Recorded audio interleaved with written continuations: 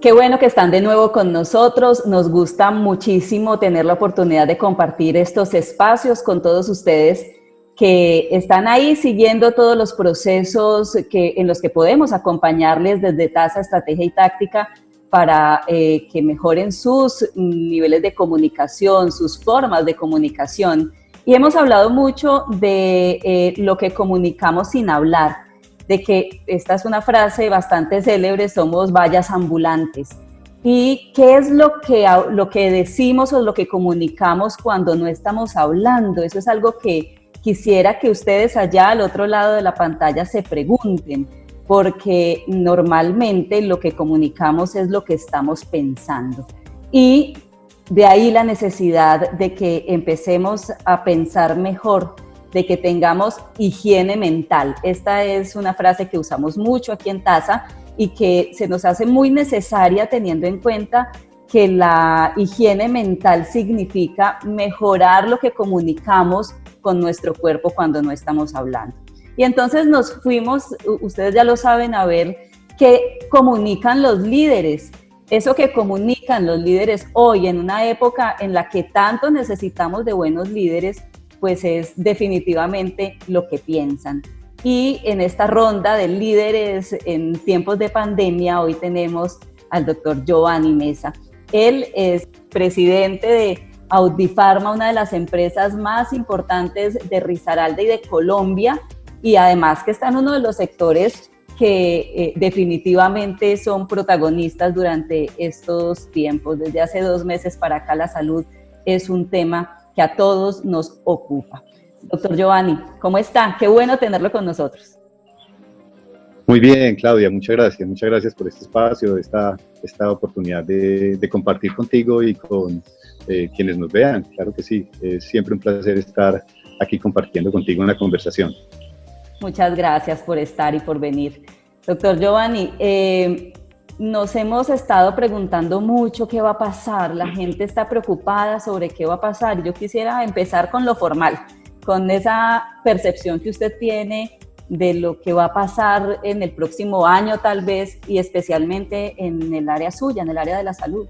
Bueno, en principio hablar de un año es mucho tiempo, es casi que una eternidad para esta cantidad de incertidumbres que están acá en el momento presentes y que yo no creo que haya alguien capaz de tener una perspectiva para decir qué va a pasar en un año.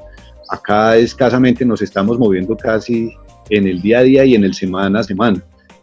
Nosotros estamos muy en el foco como organización de lo que son las 2 estrategias principales que hemos decidido. La primera es proteger a nuestros funcionarios.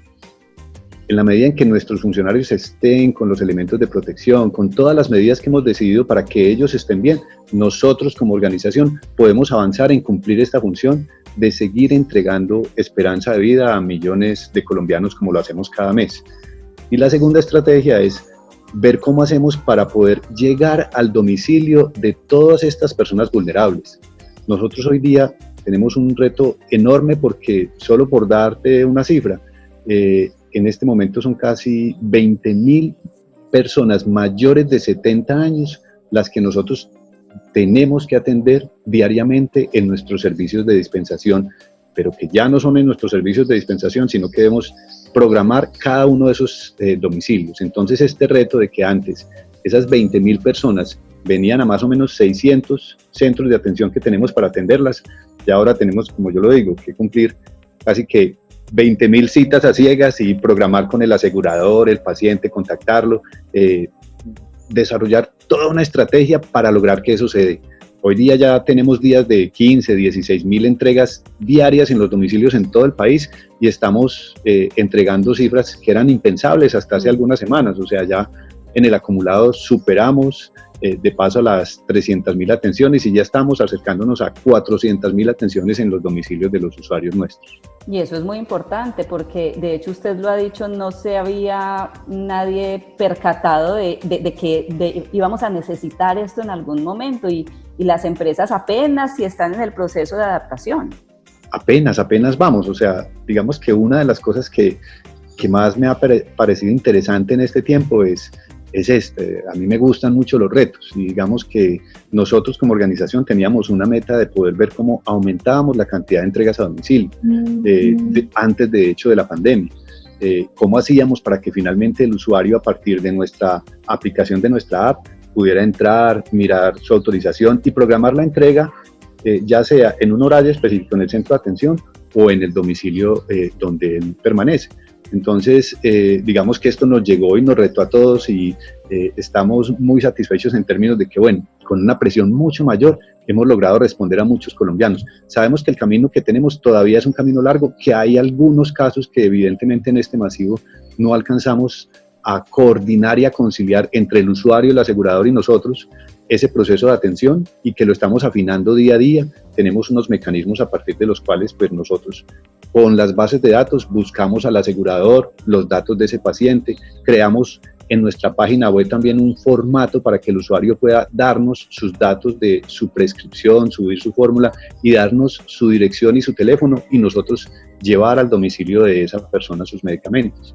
Es una situación enorme de reto para esta cantidad de usuarios, pero nos sentimos con la satisfacción de que estamos trabajando 7/24 para lograr que muchos más colombianos puedan acceder a sus terapias desde su casa para protegerse. Hombre, doctor Mesa, es que yo cuando empezaba hablaba de lo que comunican los líderes y que lo que se comunica es lo que estamos pensando, y yo sé que usted piensa, porque alguna vez me lo dijo, que el caos pues es bueno. ¿A usted le gusta de alguna manera el caos? Sí, pues yo digo que entre el caos y la incertidumbre es que salen cosas nuevas, es que aprenden las organizaciones. De pronto para muchos es un generador de estrés muy grande, y es cierto, para mí lo ha sido, yo no lo voy a desconocer. Han habido momentos muy difíciles durante este confinamiento, pero en general yo siento que es a partir de este tipo de retos que las organizaciones y las personas crecemos. O sea, a partir de esa incertidumbre es que se genera más innovación y más posibilidades de hacer cosas nuevas. Y ya que me habla de esos momentos de estrés, yo quisiera que habláramos un poquito de ese pensamiento que ha tenido usted recurrente durante este tiempo. Todos hemos vivido o experimentado despertarnos y estar pensando en, por ejemplo, uy, ¿esto cuándo se va a acabar? O este es el fin del mundo. Hay muchas personas que han tenido pensamientos recurrentes. ¿Cuál ha sido el suyo?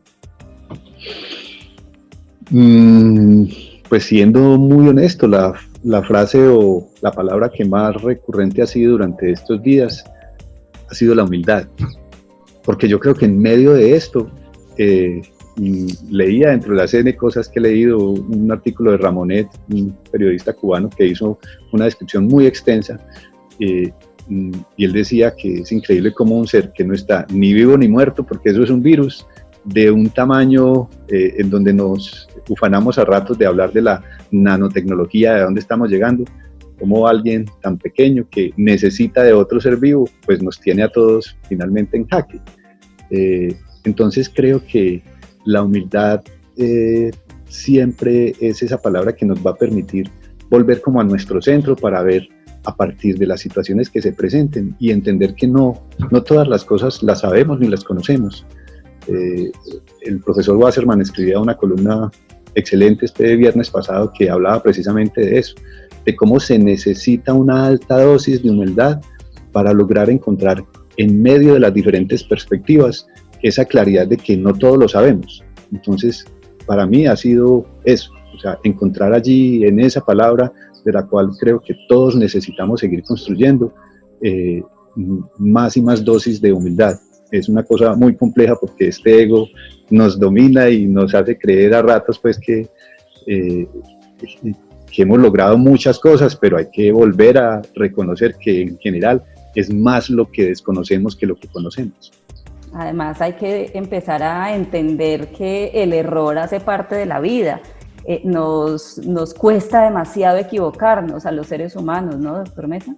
Claro, o sea, es una cosa en donde, en especial con nuestra cultura, en donde estamos muy muy expuestos a que claramente ante el error así está este dedo señalador, acusador de muchos, existe un temor a ese equivocarse, cuando en general lo que vemos y lo que recomiendan muchos y lo que se aprecia, por ejemplo, en los sitios de mayor innovación en el mundo, es que ellos celebran sus errores, o como hay un mensaje de una de las compañías más grandes como es Google, ellos celebran esos fallos porque están todos sus proyectos viendo a ver cómo finalmente, entre comillas, de buena manera se le tiran piedras para que solo avancen aquellos que tengan más posibilidades de salir adelante.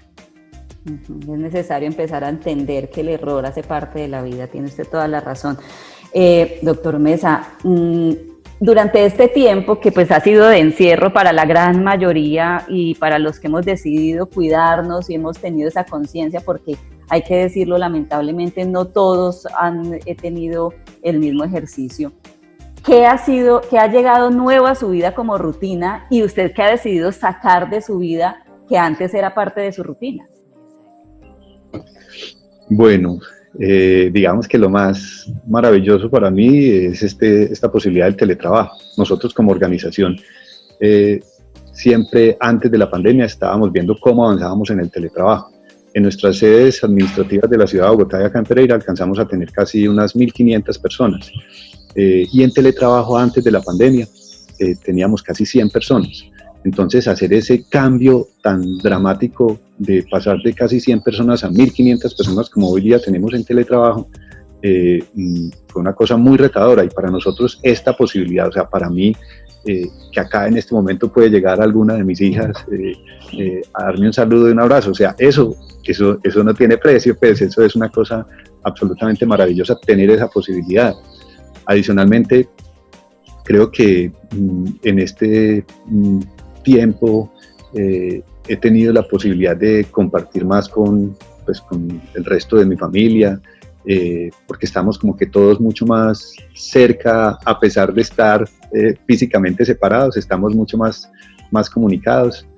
En general he tenido la posibilidad también de ser muy consciente de la importancia del ejercicio para este proceso de higiene mental que tú mencionabas ahora. Entonces también estoy haciendo un poco más de ejercicio.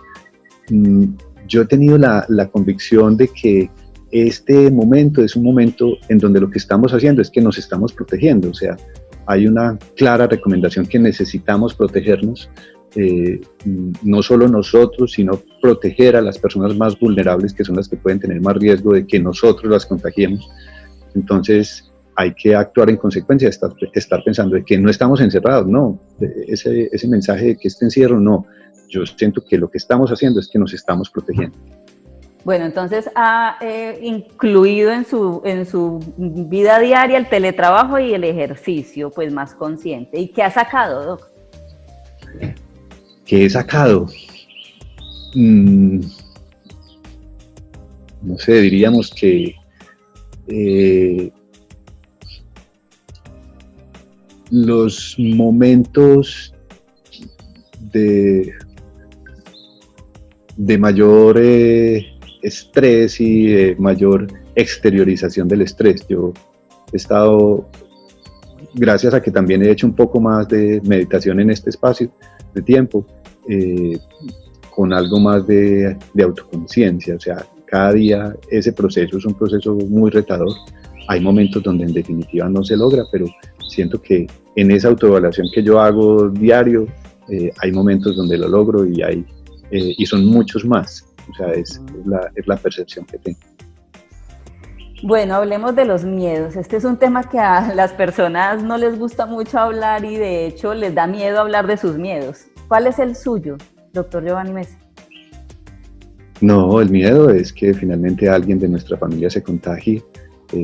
Ese es como que el temor principal, que mi papá, mi mamá, alguno de mis tías o alguno de los tíos se llegue a contagiar, pues porque ya son personas adultas y con algunos factores de riesgo. Ese es como el miedo principal, pero pues digamos que estamos haciendo todo lo necesario para que ellos estén en un aislamiento y que las personas que estén con ellos estén cumpliendo muy bien los protocolos y haciendo todo lo necesario para que ellos estén bien.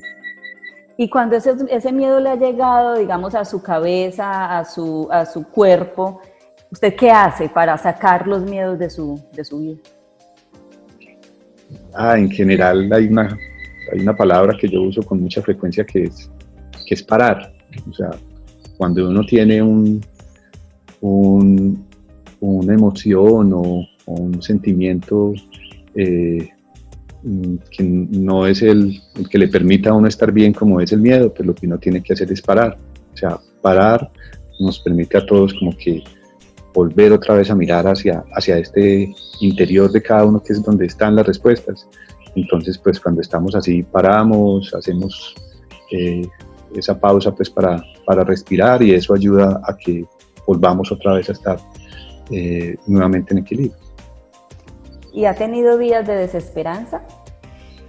Sí, claro, muchos, más que días, momentos, porque esta transformación acelerada en lo que mencionamos de que este masivo sea un masivo entregado a domicilio, y con claramente algunas circunstancias con algunos usuarios que no han funcionado, es una cosa bastante exigente, y el contacto constante pues con presidentes de algunas de las compañías que están esperando claramente que abajo en nuestros procesos nos articulemos de la mejor manera para que más colombianos puedan recibir sus medicamentos en su domicilio.